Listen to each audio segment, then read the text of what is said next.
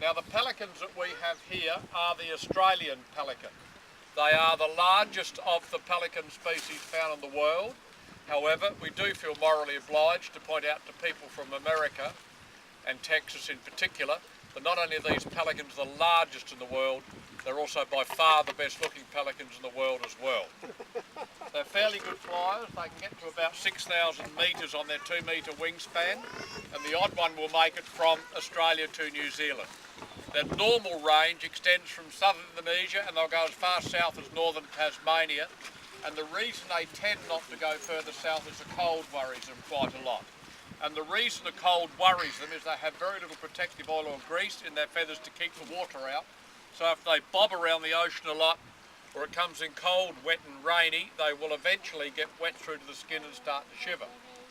Some of these you can see here are shivering tonight. I don't think they're cold, I think they're just really pleased to see you and a little bit excited.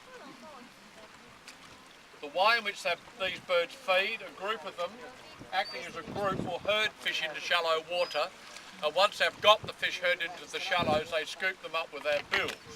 As you would imagine, the pelican's bill opens and closes like this, but they are unusual in that the lower jaw can open right out to form a large net that they use to scoop the fish up. On the other hand, the American brown pelican, a very ordinary looking bird if I might say so, when they fly across the surface of the water and see a fish deep in the water, they can dive in like a gannet or a tern and catch the fish. If the Australian pelican tries a clever trick like that, they'll make complete fools of themselves because they are so buoyant they'll simply pop up like a cork. And in fact, the only way these birds can go underwater naturally is when they're assisted by sharks or crocodiles, which is something they try and dodge. The only visual difference between a male and female pelican is one of size, with the male being larger, and the fully mature bird has a little bit of yellowy brown that you can see on the point of the chest that looks like water stain. It is in fact a feather colour change because the immature bird is plain white on the point of the chest, and the very young bird is mousy brown in the feather colour, like the moth-eaten one out there, I think. Now, speaking of colours, as you can see, the normal colour for a pelican's bill and jowl is quite pale. However, when both the males and the females are ready to mate, the bill and jowl will change to a deep pinky purple colour like that one over there. They will allow the jowl to hang down under the jaw and they will shimmer it in a mating display. For those of you who are particularly interested in the antics of pelicans, the female pelican does not mate for life, but is generally regarded as being fairly sporting. Now, I feed these birds every day of the year, and in order to do it, I buy fish from the local fish processor and run freezers when the fishermen can't get out. The whole exercise is very expensive, totally funded out of my pocket, and I go right through the winter when no one turns up so you can see it today. In order to help cover the costs, we ask for a donation of $3 each, including kids at the end of the feeding. If you have to leave early, feel free to leave the donation by boot on the back of the ute, because to walk off without leaving a donation is regarded as being extremely mean, miserable and shabby, and it makes me irritable, which is not good.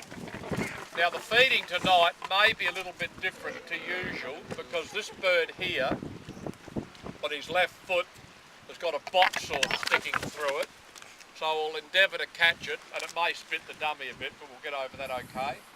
But before that, I'm going to begin by trying to feed some seagulls. If the seagulls are hungry, they should take the fish from my hand. There's a fairly good chance the pelicans will regard that as a complete and utter waste of perfectly good fish, and we may see some aerial combat. If you're exceptionally lucky, that aerial combat could take place over your heads. And if you happen to get bombed, that's regarded as a bonus and an optional extra for which we don't charge. Most people find that incredibly generous, so we'll see how your luck holds out. Now, I might, just while that one's at the front, see if I can catch it. I'll get him later.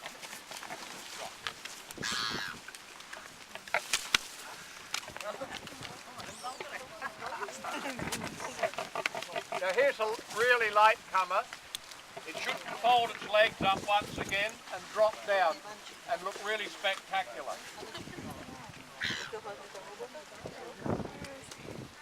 Sometimes seagulls can be unreliable, so we'll just see if we can get them a bit excited by throwing some fish in the water. Here he comes, see him coming down?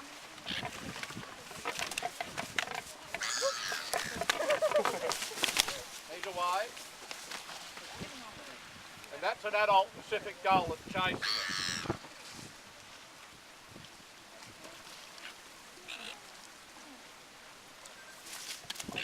Sometimes the seagulls can be damned unreliable too.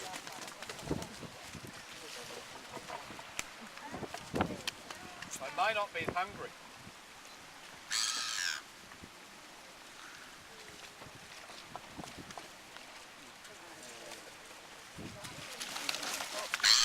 Fat the dummy.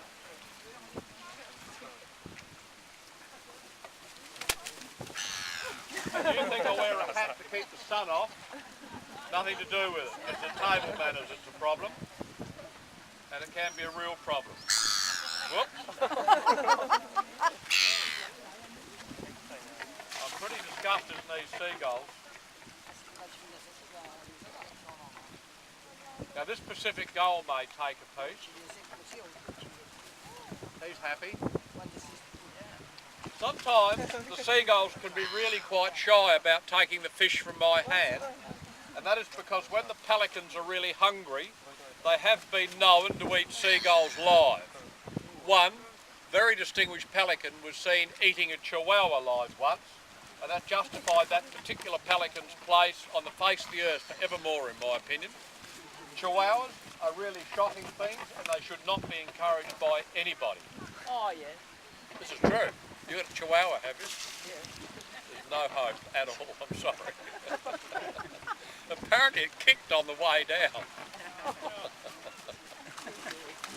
Now, when pelicans eat their food, they don't chew it at all. They simply swallow everything whole, and you'll just have to accept as gospel that they can swallow a fair amount in one hit. And I'll try and demonstrate with the old fools on the rocks, and of course referring to the pelicans, but the trick here is you get a decent handful of fish and you throw it flat out in your general direction. Generally speaking, the pelicans will open their traps and catch it. Sometimes they don't, and that simply improves the people behind enormously. But I haven't missed for a couple of days, so I think you can relax. The other thing that might happen is a particularly happy pelican may walk amongst you. If that happens, there's no need for hysterical squealing or decently throwing your legs up in the air. Just relax, the pelican will not eat you. Are you all relaxed? This is good. Now I'll start with giving them some mackerel the wrong way round, and this annoys the hell out of them. Now these may have a bit of a sing-song. They think it's a hell of a laugh. They're very nice birds though. They put their heads down, they do their sing-song routine back up again. So there's one happy pair.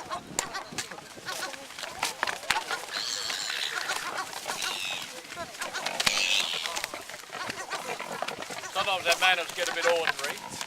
Now here's our candidate to be grabbed hold of, which I've got.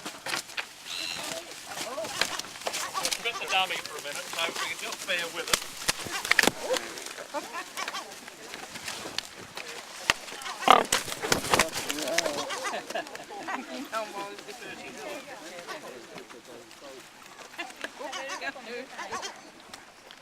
Got one right next to me.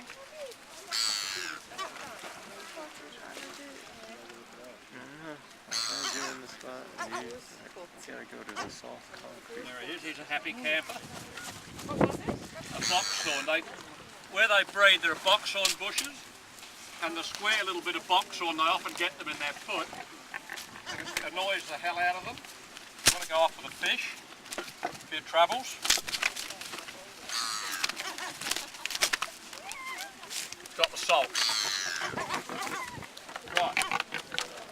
Now we might be able to get some more meaningful food.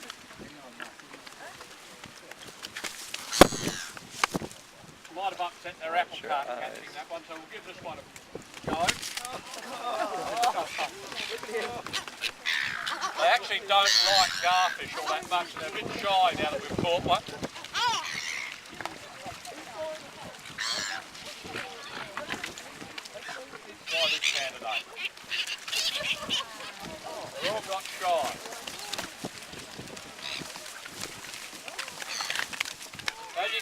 can stuff a fair amount in.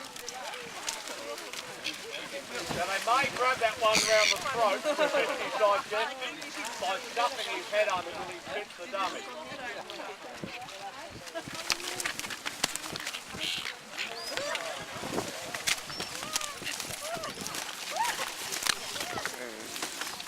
When pelicans breed, they don't make a fancy nest. They just have a shallow strait for a nest in which they lay up to 4 eggs. The eggs are creamy yellow in colour and rough textured, and they're unusual in that the first egg laid will tend to be larger than the rest of them. The first chick to be hatched will probably be the only one that will survive, because competition for food in the nest is so intense, the weaker ones basically die of starvation. Both parents go out and forage for food, and they bring the food back in their gullet, not their bill as you would imagine. And when they get back to the nest, they regurgitate the food on the ground for the young to pick up. In order to get ahead of the competition, the young birds learn the habit of putting their bills right down the parent's throat to pull the food out early. The problem with that clever trick is if you look at the seagulls, you can see they have nostrils on their bills. Pelicans, on the other hand, have no nostrils. So often you'll see the young bird with its bill right down the parent's throat appear to stagger and fall over, and I will leave it up to your imagination to work out whether it's partial suffocation or the parent's atrocious breath that's causing the problem. Now, since their bills open up like a large net, I'll just chuck the rest of this fish in the water and hopefully you'll see what I mean. But just remember, they know I'm only doing this to irritate them, so if they tip me over, no photos, thank you.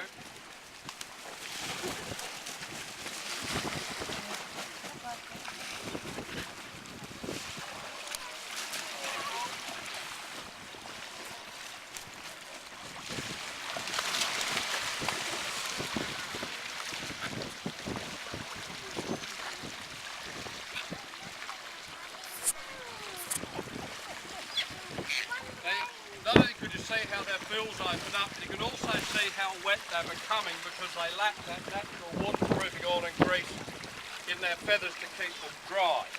The way the wind is tonight, if you don't brush off, I think you're going to be in for a real treat because in a few minutes they should either fly past the end of the jetty and go hang gliding on the other side of the wharf in town to amuse themselves. Others might even fly towards the cliff and turn out the last minute and go hang gliding on the cliff. Now, if they decide to do it tonight, it should be absolutely spectacular. Other than that, that completes tonight the pelican feeding.